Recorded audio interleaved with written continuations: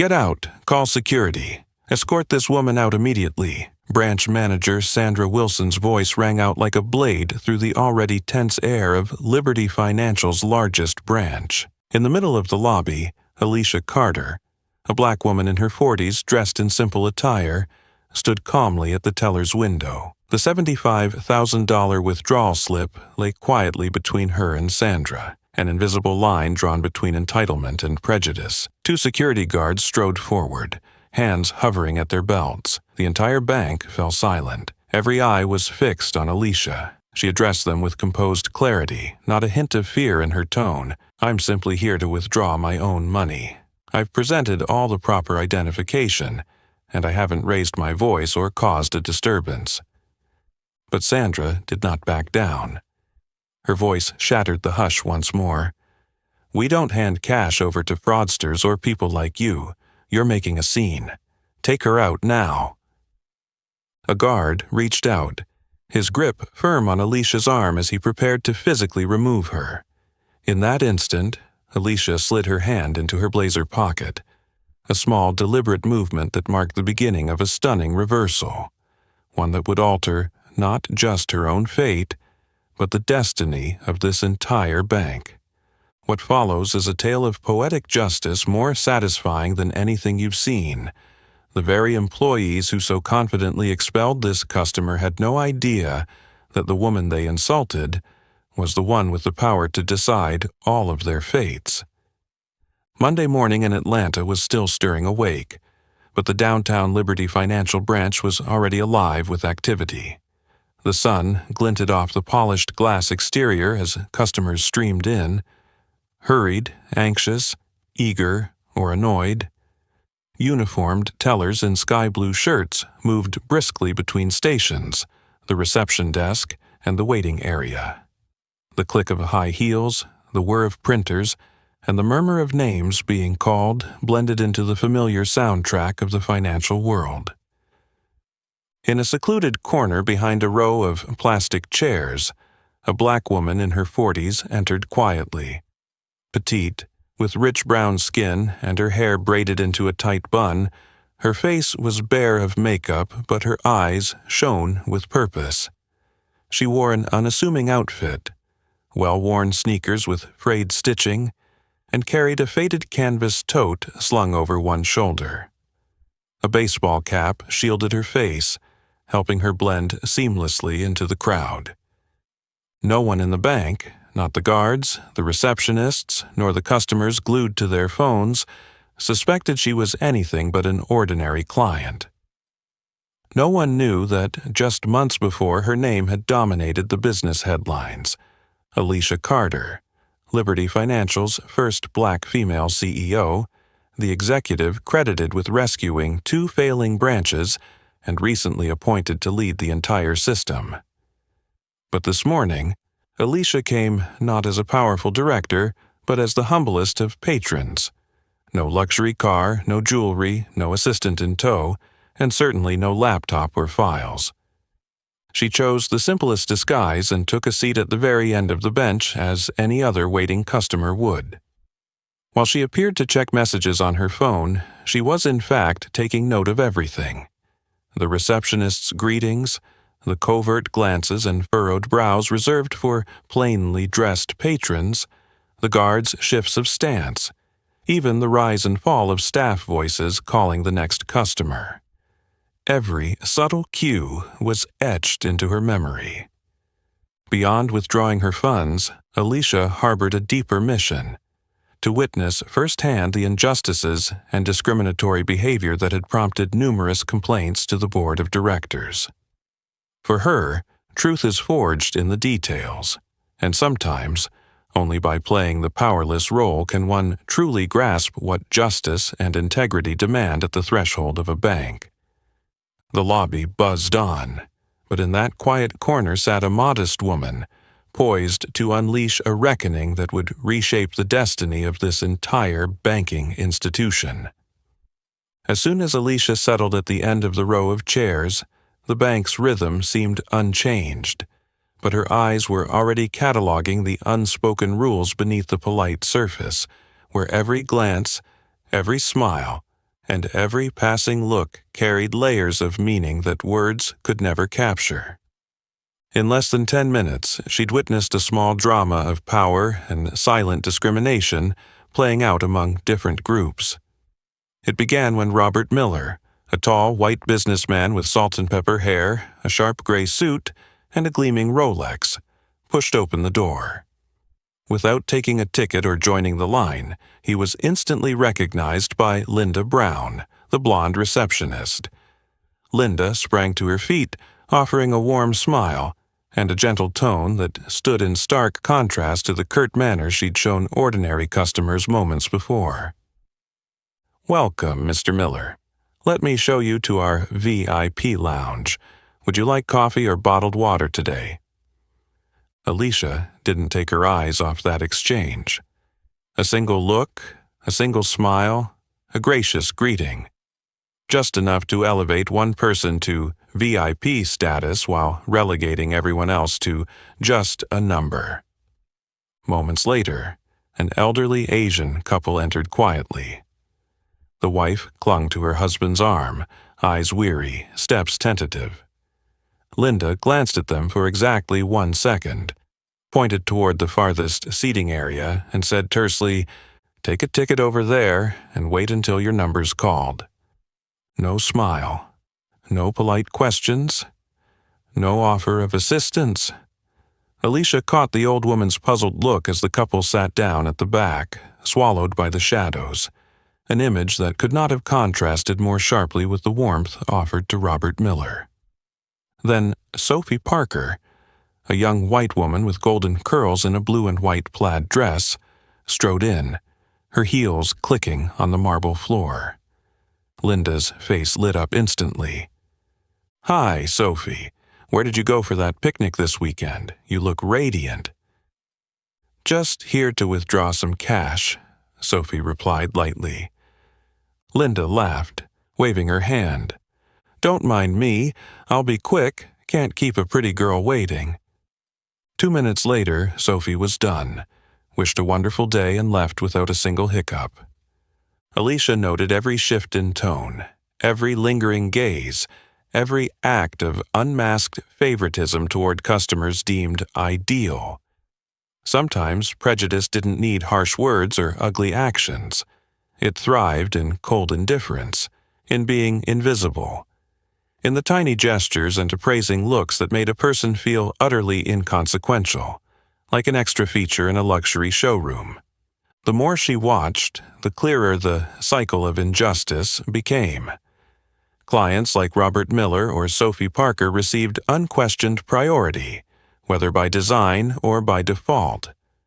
Foreigners, people of color, or anyone dressed plainly, like Alicia herself, were shunted to the margins, both literally and figuratively. In those moments, Alicia's plan crystallized. Every crease on Linda's face when she addressed the elderly couple, every withheld smile for those deemed unworthy, every quick side-eye at Alicia's faded canvas tote. Each was living proof of a silent code ruling this place. Quietly, Alicia recorded it all. To everyone else, she was just another customer. But in her mind, the pieces of truth were falling into place, readying her for the next move, when she would not only withdraw her money, but expose the unfair system that had thrived here for far too long. Every passing moment made Alicia feel the full weight of those unspoken rules etched into every chair and teller window. If the blatant favoritism shown to people like Robert Miller or Sophie Parker was a cold, sharp knife, the way Alicia was being ignored felt like a slow, burning, suffocating blade. She glanced at her watch. Nearly 40 minutes had gone by since she'd walked in. 2 waves of customers had come and gone, yet she, a quietly seated woman with a faded canvas tote and simple jeans, hadn't been acknowledged once. Strangely, the moment any white customer arrived, even those who came in after her, staff recognized them or automatically gave them priority. David Clark, a salt and pepper-haired man in a white shirt, barely stepped out of his car. Before Emily Turner, a teller, smiled and rushed to open the door, personally escorting him to window 2 without making him take a number. A young, red-headed woman in athletic wear breezed through her savings deposit in under 3 minutes, and even received a thank-you gift voucher for loyal customers. An elderly white woman with silver hair showed up about 10 minutes after Alicia. The moment she entered, someone guided her to a private counter, whispering, "I'll help you first today." By contrast, whenever Alicia looked toward the reception desk, Linda only let her eyes skim over Alicia as if she were invisible. Alicia considered getting up to ask a question, but as soon as she neared the desk, Linda snatched up her phone and turned away, feigning busyness. Alicia even caught a snippet of whispered conversation between Linda and Emily. "Has that girl been waiting long?" "Don't know. Seems like a new customer. Let's serve regulars first." Every glance they cast her way was laced with suspicion, as if serving her would somehow invite trouble, or perhaps no one wanted to waste courtesy on a black woman dressed too plainly. The pattern became even clearer when a Hispanic man in a grimy work uniform joined the line ahead of Alicia. When his turn came, he carefully pulled out his ID and handed it to Greg Harris, the notoriously strict head teller. Greg's scrutiny was obvious. "What do you do for a living? Why are you withdrawing this amount? Do you have an employment contract? What's your work address?" He was forced to sign 2 extra verification forms and was repeatedly grilled about the source of his modest sum. For nearly 10 minutes, dozens of eyes in the lobby covertly followed him, as though he were a criminal in custody rather than a legitimate customer. Alicia recorded every detail, her heart rising with both anger and sorrow, not just for herself, but for all those who have been and will be relegated to this invisible line simply because of their skin color, their background, or their plain appearance.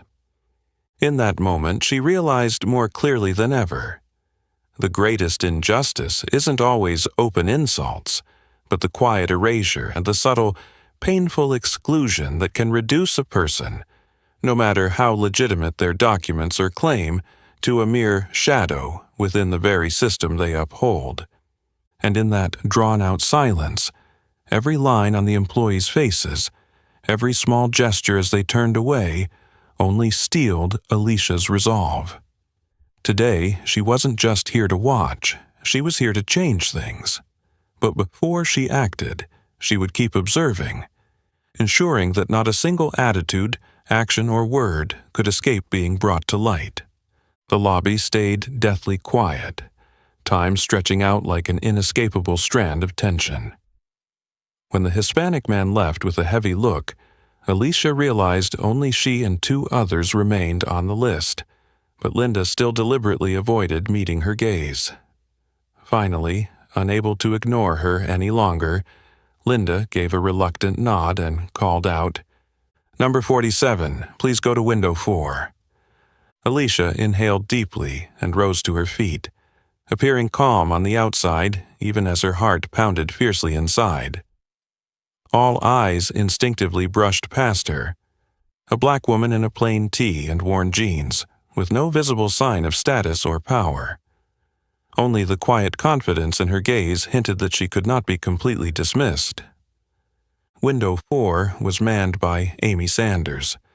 Amy was a white woman in her 30s, with her blonde hair pulled back into a tight bun, a slender build, and a face made up so quickly it looked almost washed out. As Alicia approached, Amy lifted her eyes, and her expression flickered coolly for a moment. She scanned Alicia from head to toe, taking in the t-shirt and frayed tote, then lowered her voice to a near whisper. "What do you need?" Amy's polite but clipped smile carried a hint of wariness and the arrogance of someone accustomed to judging customers by their appearance. Alicia said nothing, her features as still as a placid lake. She placed 3 items on the counter, her ID, her bank card, and the completed withdrawal slip, Her voice was soft but firm and unmistakably clear. "I'd like to withdraw $75,000 from my personal account. Here's my ID, my bank card, and the withdrawal form." Amy blinked, her eyebrows knitting together at the mention of $75,000. She glanced at the documents, paused over the name Alicia Carter, then looked up at Alicia's face as if she needed one more confirmation. Suspicion glinted in her eyes, thinly veiled by a mechanical nod. Rather than process the transaction as she would for Sophie or other VIPs, Amy hesitated and subtly motioned toward Greg Harris, the head teller at the next window, who had just finished a transaction. Amy's look seemed to send the message, "New customer. Large sum. Be careful." Greg caught her signal and stepped over, leaning in to scrutinize Alicia more closely. His gaze betrayed a mix of jaded coldness and the rigid authority of someone who believes he alone can decide who qualifies as a good customer. "Is there a problem, Amy?" Greg asked, his voice just loud enough for nearby patrons to hear. Amy replied in a low tone, each word like a pinprick in the air. "The customer wants to withdraw a substantial amount. I'm just verifying the details." Alicia remained composed, betraying no hint of anxiety, even as she felt the mounting doubt behind the glass partition. Every move Amy made became painstakingly thorough. Turning the bank card this way and that, double-checking the ID number, even booting up the computer to review transaction history. Steps no elite customer before her had ever faced. Outside the windows, Linda kept glancing toward window 4, her eyes a blend of curiosity and complicity, while Greg and Amy maintained their guarded stance, as if waiting for the slightest excuse to sound an alarm. In that moment, Alicia understood more clearly than ever. Her first challenge wasn't the paperwork or the amount. It was breaking through the barrier of ingrained biases this system had built over time. And she was determined not to back down. The air around window 4 turned suddenly cold, as if every overhead light in the bank had focused on the spot where Alicia stood. The attention she received now was nothing like the indifferent glances of a forgotten customer in the lobby. Instead, it was scrutiny, suspicion, and the icy vigilance of a system long used to sorting people into customer classes. Greg Harris stepped forward, positioning himself right behind Amy so that his shadow loomed over the counter like a threat.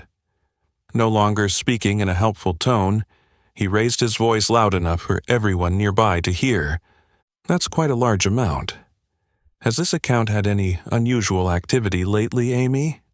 He deliberately emphasized unusual, seeding doubt in everyone's mind and implicitly questioning the validity of Alicia's request. Amy, still holding Alicia's ID and bank card, began to tremble. She fumbled at her mouse, eyes glued to her screen, avoiding Alicia's gaze. Her lookups and checks dragged on at an unnaturally slow pace, a stark contrast to her brisk efficiency with the white customers before. The tension thickened further when Jason Baker, a young, brown-haired teller, slid his chair over and leaned in to whisper to Greg, loud enough for Alicia to catch, "She doesn't look like the kind of person with an account that big. You might want to double-check." His words, sharp as a blade, cut into Alicia's pride and echoed through the bank. Other customers began whispering, throwing curious, skeptical glances her way. Greg acknowledged that whisper with a slow nod, then turned back to Alicia with open judgment in his eyes. "What do you do for a living, ma'am? What's the purpose of this withdrawal? Should we get additional approval from management?" Alicia kept her voice calm and steady, looking him straight in the eye. "I've been a customer here for years. You can verify my transaction history. This is my personal money and I'm entitled to withdraw it.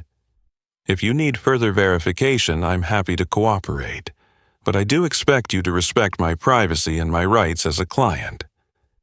Amy swallowed hard, still shaking as she entered each detail into the system. She glanced at Greg with pleading eyes, clearly wishing she could be relieved of this irregular case. Jason leaned back against the wall with arms crossed, lips pressed together in a stifled smile. To him, this was just a little performance. A test to see how a plainly dressed black woman dared to step into the realm of high-tier customers. Throughout the transaction hall, the atmosphere grew increasingly stifling. An elderly man whispered to his friend, "Where on earth do you get that much money?" All the doubt, the guarded stares, the toxic whispers, even though they were small and petty, formed an invisible wall that, day after day, hour after hour, pushed people like Alicia out of the fair treatment this bank should offer everyone. And Alicia quietly absorbed every look and every attitude into her memory, knowing this was only the first step in a much larger challenge ahead. The invisible chill around window 4 thickened into tangible pressure, as though every light in the bank had homed in on Alicia's spot. Hundreds of suspicious, uneasy, and even satisfied gazes tightened around her, the way someone different gets scrutinized. Yet Alicia remained composed, shoulders back, eyes locked on Greg. Her voice was soft, but every word rang with resolve. "I've been a long-time customer, and my account is fully verified. If necessary, you can contact the oversight department or senior management directly." Greg's brow furrowed, but his gaze stayed fixed on Alicia's bank card. He tapped his phone to call someone, cupping his mouth as if to hide the conversation, while still making sure everyone nearby knew something serious was underway. Meanwhile, Amy grew more flustered. Instead of simply processing the transaction, she moved into interrogation mode. "What exactly is this money for, Miss Carter? Have you received any unusual income recently? Do you have documentation proving the source of these funds?" Her questions were a malicious checklist. Things Robert Miller or Sophie Parker would never have to answer, but that were suddenly mandatory for Alicia. A strange atmosphere swept through the banking hall. Customers who'd been waiting turned their heads, eyes wide, trying to figure out who this woman in the navy tee was and why the entire branch was on high alert. A discreet young woman in the corner lifted her phone, quietly recording the scene.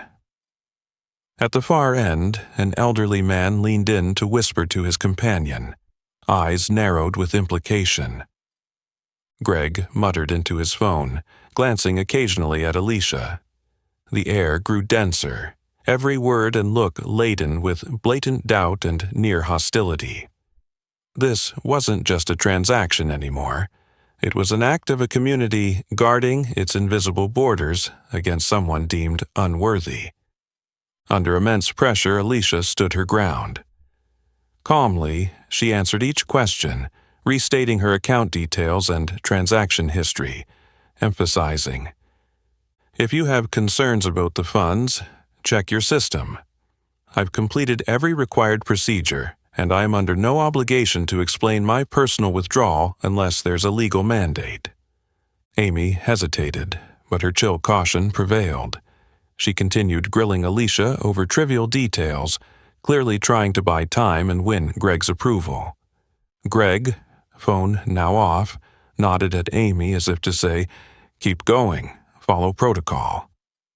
Behind them, Jason Baker leaned against the wall with arms crossed, wearing a smug grin as he watched this public lesson for an out-of-place woman. All the subtle background noises, the printer's hum, the keyboard clicks, the faint drone of the AC were now drowned by the tense silence around window 4. Every stare at Alicia, every secret recording, every whispered comment had turned a simple withdrawal into a makeshift courtroom where no justice could be found. And in the heart of that silent storm, Alicia, through her patience, composure, and quiet pride, remained unshaken. But deep in her eyes a spark of determination had ignited.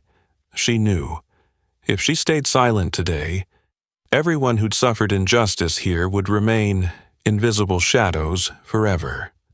The air around the teller window grew increasingly tense, like a guitar string stretched to its breaking point.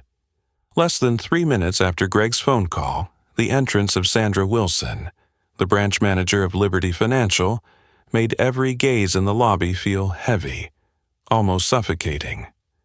Sandra strode forward in glossy black heels, her tailored pencil skirt hugging her tall frame, and her brown hair pulled back into a perfectly neat low bun. Her face was a studied mask, red lipstick, sharp eyes, every feature radiating authority, and an icy unapproachability. She didn't spare Alicia more than a single glance, offering no polite smile or greeting. She skimmed the documents on the counter, then looked up with narrowed eyes, a mixture of suspicion, control, and barely concealed contempt. Sandra didn't bother introducing herself or stating her title. She stepped closer, her voice ringing out like hammer blows. An amount this large is far too much for someone like you. Liberty Financial serves specific client segments, and you do not belong to one of them. Each word laid bare her deep prejudice, as if Alicia's very presence here were an unacceptable absurdity. The air seemed to freeze. Greg and Jason, who had been whispering just moments before, now openly sneered, their faces unmasked in gleeful disdain as they watched the outsider get shut down. Only Amy Sanders, whose conscience still tugged at her, looked away in embarrassment, fingers twisting together, eyes fixed on her screen to avoid meeting anyone's gaze. Amy knew this was unjust, but her silence in that moment was a sad form of complicity. Alicia remained unmoved, shoulders squared, eyes locked on Sandra. Every pair of eyes, from the staff behind the counter to the curious onlookers to the manager wielding her power, was fixed on her. And yet Alicia's composure never cracked. She answered simply, her tone calm but resolute. "I'm here to withdraw my own money." But in that charged moment, the statement rang out as a direct challenge to the unfair system surrounding her. Nearby, customers began to murmur. The lobby's atmosphere shifted to one of anticipation, tension, and a touch of fearful curiosity, as if they were witnessing a drama with an uncertain outcome. Sandra's icy expression held firm, but in her eyes flickered something else, the smug satisfaction of someone in power mixed with irritation at being challenged by someone she deemed unworthy. And there it stood, the pinnacle of prejudice, power stripped of any veneer of neutrality, revealing itself as outright exclusion, a silent gate that had slammed shut on countless people for years, simply because they didn't fit the segment others felt entitled to define. The heavy words still hang in the air, cold and loaded with implication, like an indictment that needs no evidence. But Sandra doesn't stop there. The discrimination sheds its professionalism facade and morphs into a personal assault, each question sharp with suspicion and contempt. Arms crossed, Sandra leans toward Alicia, her gaze sweeping head to toe as if confronting a con artist rather than a legitimate customer. An amount this large. Did you just receive a settlement, win the lottery, or inherit something? Or is there something you're not telling us? Her insinuations ring out loud enough for everyone nearby to hear, instantly casting Alicia as the subject of public scrutiny, not as a client but as someone on trial. Some patrons whisper, others scowl, and a few pull out their phones to record, faces a mix of amusement and curiosity. Greg and Jason exchange triumphant smirks, as though they've finally confirmed their worst suspicions about someone they never trusted. Yet Alicia remains perfectly calm. She meets Sandra's eyes and responds with clear, unwavering confidence. "I'm under no obligation to explain my own withdrawal. If the bank needs verification, please review my account history or contact senior management. Her composure only fuels Sandra's fury. Sandra's mask of authority cracks, her dark red lips tightening into a cold line before she issues a curt command, stripping away any pretense of courtesy. "Security, escort this woman out. We don't serve fraudsters or people like her." The room freezes. Everything that once felt like customer service vanishes, replaced by raw, brute power. The power to deny someone their lawful rights based solely on background, skin color, appearance, and the audacity to demand fairness. Two guards, Mike Turner and Eric Holmes, step forward immediately, tall figures betraying a flicker of discomfort even as they obey. Mike places a hand on Alicia's arm. Eric positions himself to block her path if she resists. In that moment, all eyes fix on Alicia. Some filled with pity, some with regret, but most with cold satisfaction or even glee at this public punishment many believe is deserved. Greg whispers to Jason, a self-satisfied grin creeping across his face. Amy Sanders, her conscience still aching, cannot bring herself to speak. She simply turns away, shoulders trembling. Alicia feels both the sting of humiliation and the crushing weight of prejudice bearing down on her. Yet in her eyes there is no sign of defeat. Instead, a quiet pride and steely resolve begin to blaze, because more than anyone, Alicia knows, when endurance is pushed to its limit, it ignites the fiercest fire. And this moment for her is only the beginning of an unstoppable reversal of power. The moment Sandra Wilson's cruel command fell, the entire bank seemed to freeze in place for a heartbeat. Though Mike Turner and Eric Holmes hesitated, they obeyed. Mike stepped forward, his hand firm, yet measured on Alicia's arm. Eric, towering beside him, took a half step in front of her, blocking the exit, eyes scanning the room as if bracing for a fight. The scene, an unassuming black woman in plain clothes surrounded by sharp suits and uniforms, had become a living portrait of injustice and the cold cruelty of power.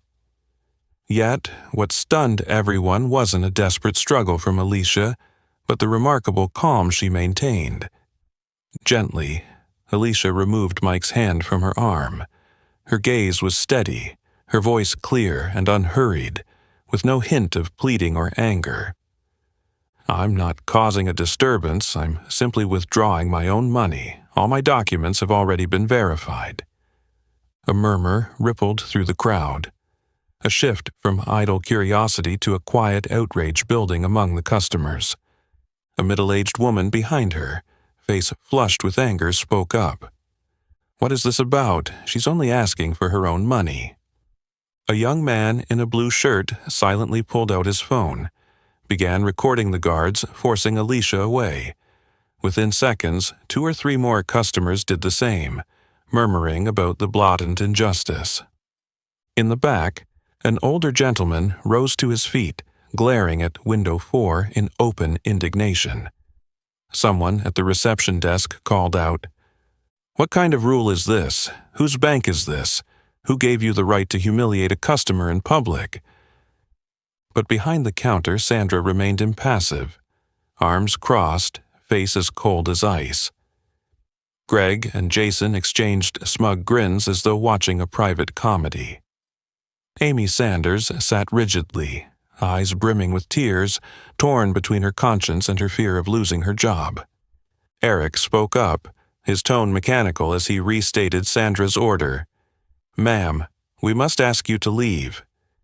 If you refuse, we will be forced to take stronger measures." Those words echoed through the lobby, thickening the air with tension. But Alicia did not waver. She lifted her chin, meeting the guards and the recording phones around her with a calm, unwavering voice. "I've done nothing wrong.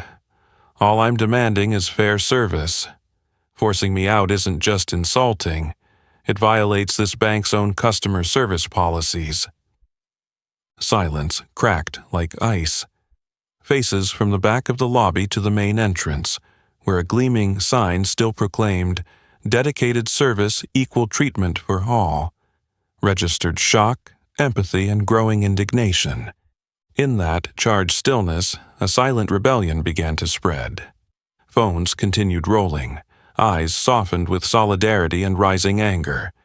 And at the center of it all stood Alicia, the woman in the faded jeans and navy tee, unyielding, fearless, ready to face whatever came next. She didn't yet know that in just a few minutes the tables would turn completely. But in this moment, her quiet dignity and pride had ignited a spark of courage in all those who had ever felt like invisible shadows in an unjust world. The bank lobby remained oppressively silent after the forced removal. Phones still recording were trained on Alicia, and sympathetic, outraged gazes tracked her every move. Amid that tension, Alicia calmly pulled an old phone from her canvas tote and dialed slowly, her eyes showing not a flicker of fear. Her fingers moved over the screen with practiced ease, as if she'd made this call countless times in critical moments of her life. The line rang once before a clear male voice came through. "Michael Reynolds speaking." Alicia spoke deliberately, each word crisp, her voice neither shaking nor angry but radiating a chilling resolve. "Hi, Michael. This is Alicia Carter. I'm currently being denied a lawful transaction and forcibly removed from the downtown branch. Please intervene immediately. I'm keeping you on the line so you can hear everything." The room froze for an instant.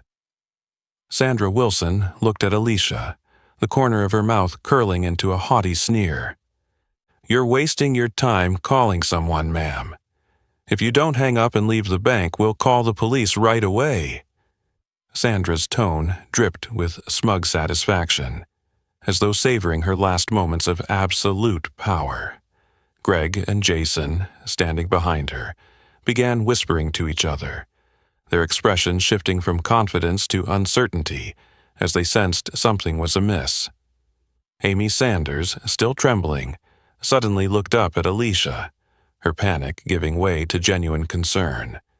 The other tellers exchanged anxious glances and hushed comments. But Alicia wasn't fazed by the threats. Turning her back on Sandra, she addressed the guards and waiting customers, her voice calm as she continued, "Michael, the guards have their hands on me. Branch manager Sandra Wilson has ordered me removed from the counter even though I'm causing no disturbance. Several customers are recording this. I'm putting it on speaker so everything is on record." It was that astonishing composure in the eye of the storm that began to shift the atmosphere. Mike Turner and Eric Holmes, the same guards who had been so resolute, now hesitated. The pressure on Alicia's arm eased, confusion flickering across their faces. For the first time, they seemed to realize they might be exceeding their authority. Sandra didn't relent, but a sliver of doubt appeared in her eyes. She shot a look to Amy and Greg, silently ordering, "Stay the course." Yet Greg's lips suddenly felt parched, and Jason's mocking grin faded into uneasy worry. Outside the counter area, the customers filming the incident fell silent, awaiting the next development. Amy Sanders bowed her head, her hands shaking on the countertop, eyes shining with fear and remorse. Deep down, she knew the line between right and wrong had never felt so fragile. Alicia's confidence and resolve spread like an invisible wave, gradually transforming the lobby battlefield that had seemed impregnable. For the first time, a significant crack appeared in the armor of Sandra Wilson's authority. Everyone sensed it. Change was coming. It was only a matter of time, and of discovering who exactly this mysterious Michael Reynolds was within the Liberty Financial family. The calm voice of Alicia over the speakerphone rang out through the tense lobby, becoming the turning point that set events in motion, not only at the downtown branch but all the way up at Liberty Financial's headquarters, where real power resides. Across town, on the top floor of Liberty Tower, Michael Reynolds, Chief Operating Officer, had just ended his call with Alicia. His expression turned immediately grave. He needed no further explanation. His experience and leadership instincts told him that every odd detail in Alicia's report signaled a brewing storm. Without hesitation, Michael issued a crisp order to his assistant. Immediately, pull up the security feeds for the entire downtown branch. Instruct all staff to remain at their posts. No one is to leave the trading floor. Have legal on the 16th floor report up here now, and alert the chairman of the board at once. The office floor erupted. Internal alerts flooded every department's screens. Michael's assistant routed the live surveillance feed straight into the boardroom. Within minutes, the large monitor in Meeting Room 2 displayed a clear image of the downtown branch lobby, where Alicia stood surrounded by guards, managers, and staff. At the other end, Chairman Jonathan Evans, a silver-haired man known for his stern fairness, entered, flanked by senior board members. Lisa Howard, Vice President of Human Resources, Frank Peterson, General Counsel, Megan Torres, Head of Strategic Client Oversight, and several senior attorneys. They all fell silent as they took in the image. A black woman in a navy t-shirt, dark jeans, and a faded canvas tote, utterly out of place among the bank's crisp uniforms, being forcibly restrained in the luxurious lobby of the institution that bore her own name. Lisa Howard gripped her briefing folder, anger flashing in her eyes as she heard Sandra Wilson's harsh assertions. "We don't serve fraudsters or people like her. If she doesn't leave, we will call the police." Frank Peterson, usually the most impassive member, sighed heavily, tapping his pen on the table, already anticipating the severe fallout that would soon ripple through the organization. "That is CEO Carter, right?"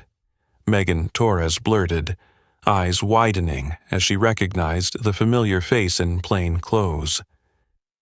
Jonathan Evans said nothing, folding his arms and fixing his gaze on the images of Sandra, Greg, Jason, and the security team.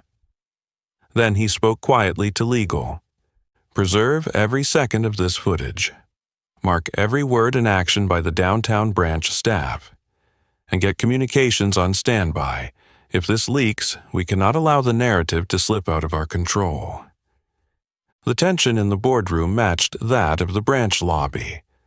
Those accustomed to seeing their powerful CEO in command now sat in stunned silence, embarrassed and outraged to see her treated like a powerless stranger in her own home. On the screen, Alicia's calm voice continued over the speakerphone. Michael Reynolds stood by the window, phone in hand, leaning toward the Chairman Evans. "I'm going down there in person. No one is to leave their post until I arrive."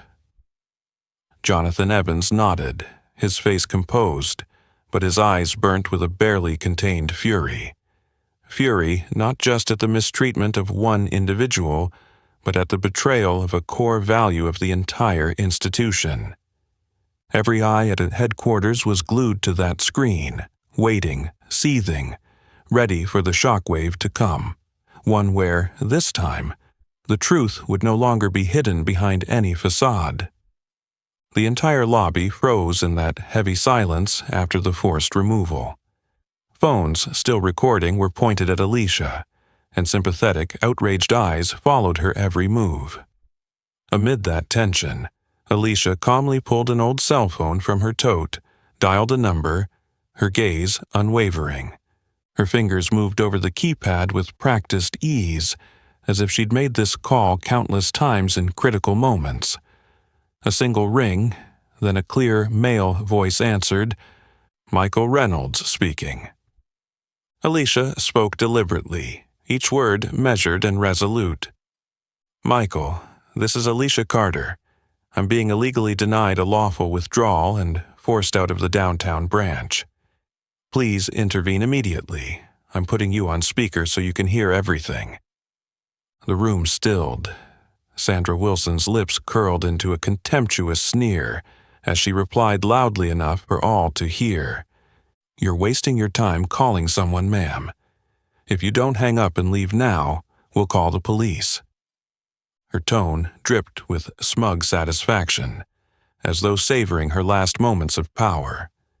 Greg and Jason glanced at one another, overconfidence giving way to unease. Amy Sanders, trembling, finally looked up at Alicia, fear and guilt etched on her face. The other tellers exchanged anxious whispers, but Alicia paid their threats no mind. Turning her back on Sandra, she addressed the guards and onlookers. "Michael, the guards have their hands on me. Branch manager Sandra Wilson just ordered my removal despite no disturbance. Several customers are recording this. I'm putting it on speaker so everything's on record." At that moment, everything shifted. Mike Turner and Eric Holmes, the same guards who'd held her firm, hesitated, then loosened their grip, uncertainty flickering across their faces. For the first time, they seemed to realize they might be overstepping their authority. Sandra refused to back down, but doubt crept into her eyes. She glanced at Amy and Greg, silently urging them to stand firm. Yet Greg's lips went parched, and Jason's mocking grin faded into anxious worry. Across the lobby, the customers filming had gone silent, watching for what would happen next. Amy Sanders bowed her head, tears streaming, hands shaking on the counter, tormented between conscience and fear. Alicia's calm resolve spread like an electric charge, transforming the once impenetrable lobby into a battlefield of truth. For the first time, a crack appeared in Sandra Wilson's armor of authority. Everyone felt it. Change was coming. Now it was only a matter of time, and of discovering who this mysterious Michael Reynolds really was within the Liberty financial empire. The entire bank lobby held its breath after Michael Reynolds' cold question. No one dared to speak. Every eye was fixed on Sandra Wilson, just minutes earlier the queen of power of this branch, now looking like a criminal awaiting her sentence. In the chilly morning light, her face drained of color, her eyes vacant, and her lips trembling as she strove to stifle the rising panic. Greg Harris and Jason Baker beside her fared no better. Greg clenched his fists so tightly his fingernails bit into his palms, his gaze darting as if seeking an impossible escape. Jason, who had been sneering moments before, now hung his head, shoulders hunched as though shrinking away from everyone's stare. Mike Turner and Eric Holmes, the two guards who had so forcefully handled Alicia, looked ashen, their backs slick with sweat.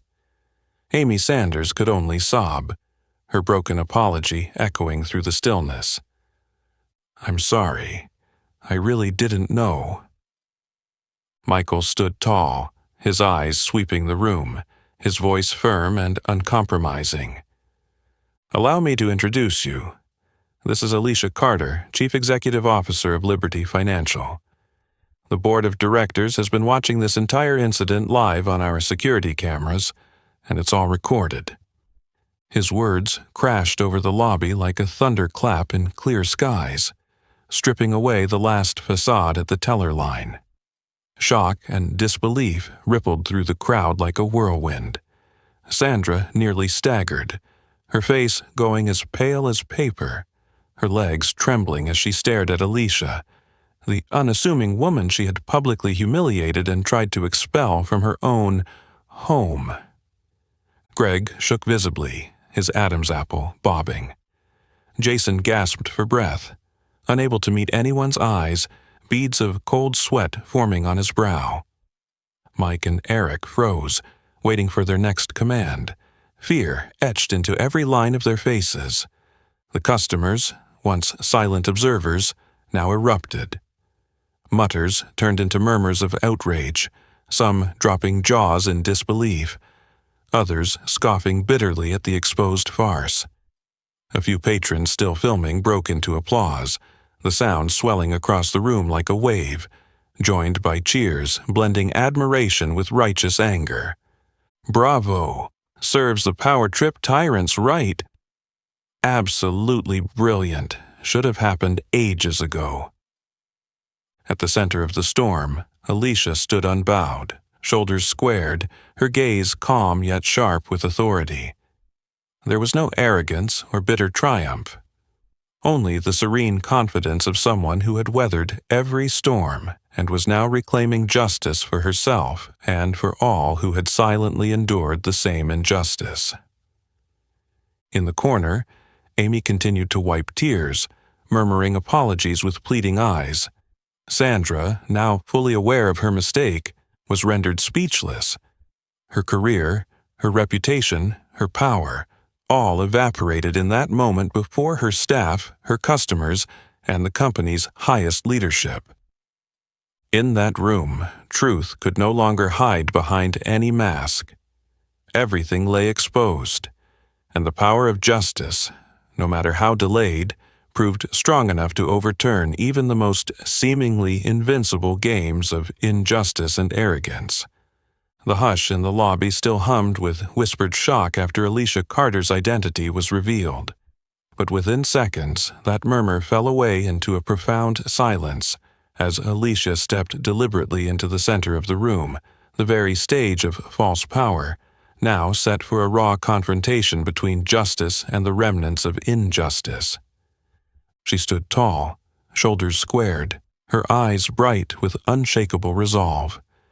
Her voice rang out clearly, each word carving itself into the air, not only as a warning, but as a bold declaration for all of Liberty Financial.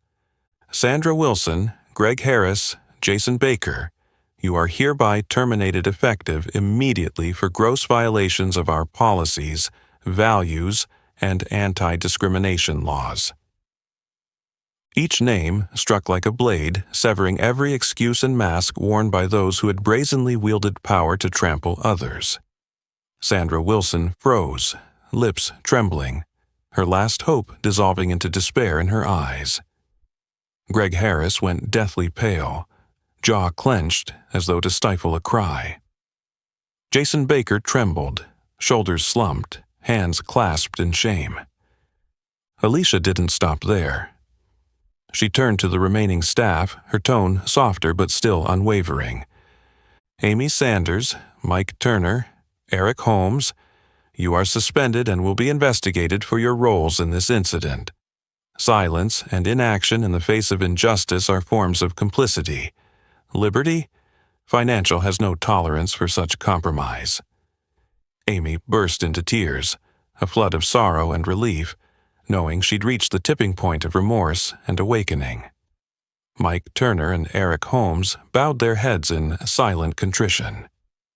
Alicia's firm yet compassionate stance was not meant as mere punishment, but to awaken the conscience of those who had thought themselves mere cogs in a broken machine. Meeting each of their eyes, she spoke without anger, but with measured disappointment and fierce hope. "Liberty Financial has no place for discrimination or injustice. From this day forward, every customer, regardless of race, background, appearance, or social standing, will be treated with equal respect. Our purpose is to serve with fairness and to build trust, not to instill fear." Her words planted a new power in the room, stirring even the most withdrawn observers. A few customers wiped tears away. Others whispered thanks. A second wave of applause broke out, this time for more than one woman's triumph, but for the unstoppable force of what is right. Watching from headquarters, Michael Reynolds and the board members felt that same stirring of hope. In that moment, the very values of Liberty Financial, once questioned, even eroded, were reborn right there in the bank's lobby, fueled by the courage of one unassuming black woman and the awakening of an entire community. The rise of justice, this time not in reports or empty proclamations, but in a public transformation witnessed by dozens, proved that even in the face of injustice, a single act of steadfast courage can draw the final line between light and darkness. The bank lobby fell into a profound, almost endless silence after Alicia Carter's powerful declaration. The murmurs and wary glances of the old guard vanished. In the great hall, everyone seemed to hold their breath, hanging on Alicia's every word and every measured breath. This woman, who had endured every wound and injustice to become a living symbol of courage and compassion. In that hush, something irreversible had shifted. Sandra Wilson, Greg Harris, and Jason Baker, the trio just publicly fired, stood motionless, their masks gone. Sandra bit her lip, tears spilling over in shame and belated awakening. Greg slumped against a chair, hollow-eyed, realizing that all the power he once flaunted was an illusion when confronted by truth. Jason trembled, staring at his shoes, finally feeling the weight of his so-called harmless taunts. Amy Sanders, Mike Turner, and Eric Holmes stood quietly, faces etched with regret, and, in their eyes, a glimmer of hope, that openly confronting their mistakes might be their first step toward redemption, this time with hearts that value justice and empathy. The customers in the lobby, once passive witnesses, now surged forward to shake Alicia's hand. Some wept as they spoke. "Thank you for speaking up for so many of us. We're proud Liberty Financial has a CEO like you. This story will change banking across the country." Young patrons raised their phones to live stream Alicia, her simple navy t-shirt, her neatly braided hair, posting hashtags like "Respect for All," "No More Discrimination," "Alicia Carter," "Sure Change Begins Here."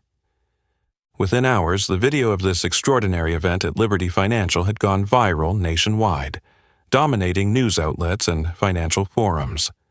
Experts, reporters, even social justice advocates praised Alicia's spirit, not just defending her own dignity, but sparking a new wave against discrimination and igniting a vision for a truly humane, fair banking culture.